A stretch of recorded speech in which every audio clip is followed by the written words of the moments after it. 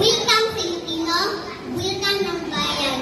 Sa iyo nakasalalay, kinabukasan ng langit. Isang wika, isang bansa, isang diwa. Nagkakaisa sa lahat. Ayan, okay. Parang